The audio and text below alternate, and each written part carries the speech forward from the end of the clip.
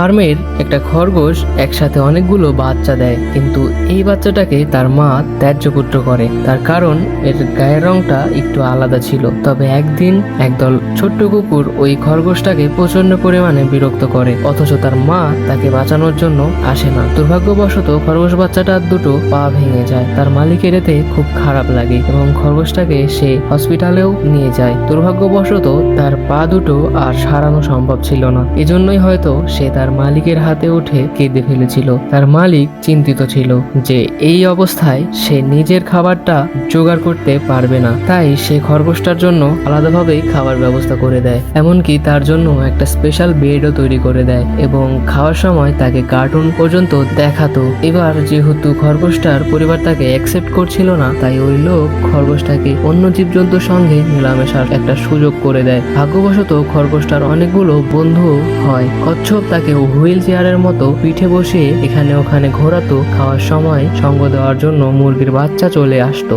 এমনকি পরে গিয়ে কুকুরদের সঙ্গেও তার বন্ধুত্ব ভালো হয়ে যায়।